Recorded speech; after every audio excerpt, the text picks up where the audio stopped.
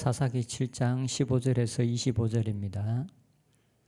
기드온이 그 꿈과 해몽하는 말을 듣고 경배하며 이스라엘 진영으로 돌아와 이르되 일어나라 여호와께서 미디안과 그 모든 진영을 너희 손에 넘겨주셨느니라 하고 300명을 세대로 나누어 각 손에 나팔과 빈 항아리를 들리고 항아리 안에는 횃불을 감추게 하고 그들에게 이르되 너희는 나만 보고 내가 하는 대로 하되 내가 그 진영 근처에 이르러서 내가 하는 대로 너희도 그리하여 나와 나를 따르는 자가 다 나팔을 불거든 너희도 모든 진영 주위에서 나팔을 불며 이르기를 여호와를 위하라 기드온을 위하라 하라 하니라.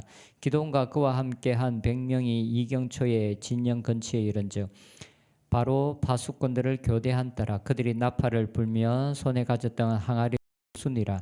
세대가 나팔을 불며 항아리를 부수고 왼손에 횃불을 들고 오른손에 나팔을 들어 불며 외쳐 이르되 여호와와 기드온의 칼이다 하고 각기 제자리에 서서 그 진영을 에워싸매 그 온 진영의 군사들이 뛰고 부르짖으며 도망하였는데 300명이 나팔을 불 때에 여호와께서 그 온 진영에서 친구끼리 칼로 치게 하심으로 적군이 도망하여 스레라의 벳시다에 이르고 또 답빛에 가까운 아벨 머홀라의 경계에 이르렀으며 이스라엘 사람들은 납달리와 아셀과 온 므낫세에서부터 부름을 받고 미디안을 추격하였더라.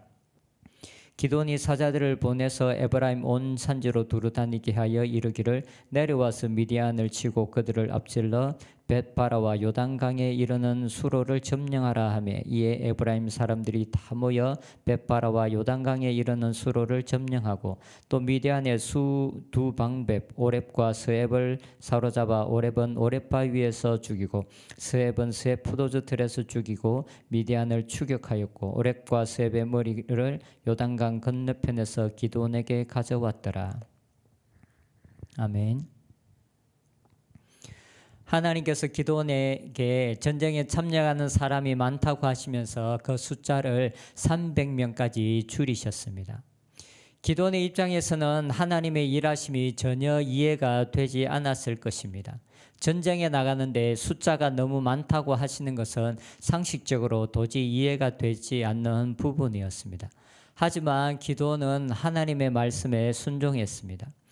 기드온은 하나님의 말씀에 순종했지만 그의 마음속에 의문과 두려움은 분명히 그에게 있었을 것입니다. 그래서 어제의 본문에서 하나님은 기드온의 마음을 만지시고 그에게 확신을 주는 일을 먼저 하셨습니다. 하나님의 말씀에 따라 기드온이 진영으로 내려갔을 때 적군의 입에서 도저히 들을 수 없는 말을 기드온이 들었습니다. 곧 하나님께서 적군의 입을 통해서 하나님의 말씀을 기드온에게 들려주셨던 것입니다. 이 말을 듣고 난 이후 기드온은 하나님을 경배합니다. 오늘 15절에 보면 기드온이 그 꿈과 해몽하는 말을 듣고 경배하며 기드온이 하나님께 경배하고 있습니다. 지금 하나님의 일하심이 그에게 온전하게 이해되지는 않았겠지만 하지만 하나님은 자신의 생각보다 그리고 자신의 경험보다 크신 하나님이라는 것을 인지했습니다. 그리고 도저히 일어날 수 없는 일들을 일어나게 하실 수 있는 능력을 가지고 계신 분이 바로 기드온 자신의 하나님이라는 것을 이스라엘의 하나님이라는 것을 그가 인지했습니다. 그 하나님의 위대하심을 인지하고 기드온은 자신의 생각과 모든 상식을 내려놓고 그 무엇보다 크신 하나님을 경배하고 있습니다. 그리고 그는 전쟁터로 나아갑니다. 그런데 전쟁터로 나아가는데 기드온의 병사들은 칼로 싸우러 나아가는 것이 아니었습니다. 그들의 손에 들려져 있는 것은 칼이 아니라 나팔과 항아리 그리고 횃불이었습니다. 16절에 보면 300명을 세대로 나누어 각 손에 나팔과 빈 항아리를 들리고 항아리 안에는 횃불을 감추게 하고 전쟁터로 나가는데 손에 들려져 있는 것은 칼이 아니라 다른 것들이 들려져 있었습니다. 이런 전략 역시도 성경에 기록되어져 있지는 않지만 하나님께서 기드온에게 주신 전략일 것입니다. 지금 하나님께서 적군과 칼을 가지고 싸울 사람을 찾고 계신 것이 아니었습니다. 미디안의 병사들과 싸울 사람들은 따로 있었습니다. 그것은 바로 미디안 사람들 그들 자신이었습니다. 하나님께서 지금 필요로 하시는 사람들은 칼을 가지고 싸울 사람들이 아니라 미디안 병사들을 혼란에 빠뜨릴 수 있는 사람들을 하나님께서 찾고 계셨습니다. 20절에서 22절에 보면 세대가 나팔을 불며 항아리를 부수고 왼손에 횃불을 들고 오른손에 나팔을 불며 외쳐 이르되 여호와와 기드온의 칼이다 하고 각기 제자리에 서서 그 진영을 에워싸매 그 온 진영의 군사들이 뛰고 부르짖음에 도망하였는데 300명이 나팔을 불 때에 여호와께서 그 온 진영에서 친구끼리 칼로 치게 하심으로 기드온과 300명의 용사들이 한 일은 나팔을 불고 항아리를 깨뜨리고 소리를 내고 큰 소리로 외치는 것밖에 없었습니다. 그런데 미디안의 병사들은 이스라엘 병사들이 밤에 기습한 줄로 알고 두려워하면서 자기들끼리 칼로 죽이고 있습니다. 기드온은 적군과 싸울 수 있는 많은 병사들이 필요하다고 생각했을 것입니다. 그래서 그 병사의 수가 줄어들 때마다 그의 마음은 두려웠을 것입니다. 도저히 자신이 가진 생각의 틀 안에서는 병사들을 줄이시는 하나님의 말씀이 이해가 되지 않았을 것입니다. 하지만 하나님은 적군과 칼로 싸움을 할 사람을 찾고 계신 것이 아니었습니다. 하나님은 적군을 혼란에 빠뜨릴 수 있는 용사들을 찾고 계셨습니다. 기도는 하나님께서 어떤 방법을 통해서 승리를 주실지 미리 알지 못했기 때문에 두려웠을 것입니다.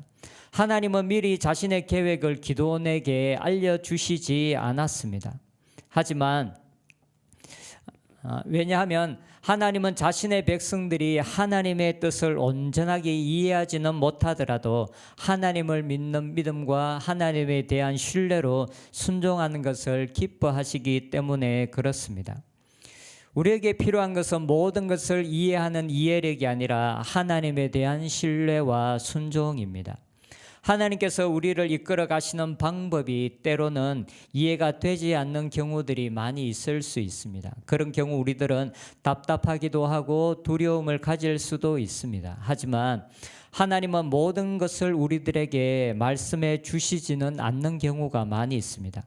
하나님은 우리들이 하나님을 신뢰하고 믿음으로 반응할 수 있을 정도로만 우리들에게 말씀해 주는 경우들이 많이 있습니다.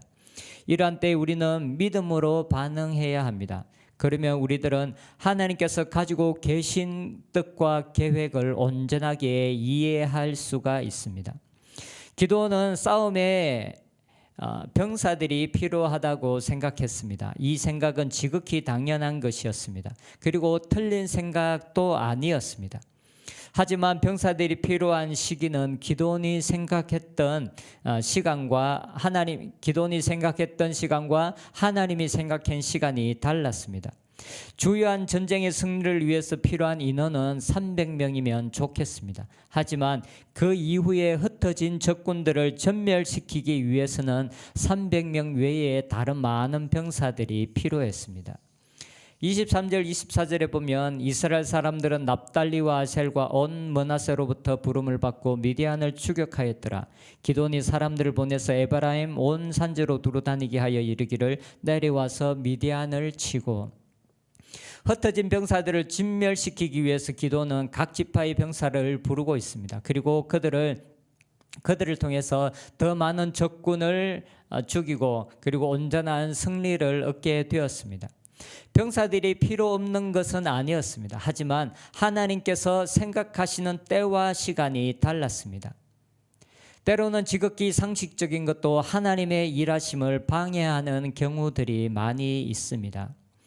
우리들에게 가장 중요한 것은 하나님의 인도하심, 하나님의 이끄심을 올바르게 분별하는 것입니다.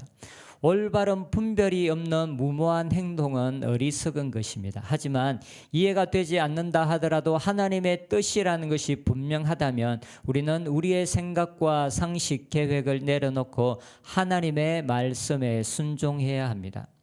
하나님 우리의 상식과 모든 생각을 뛰어넘어서 일하시는 분이십니다. 하나님은 하나님의 백성들이 믿음으로 행동할 때 그것을 통해서 그들의 순종을 통해서 일하시는 분이십니다.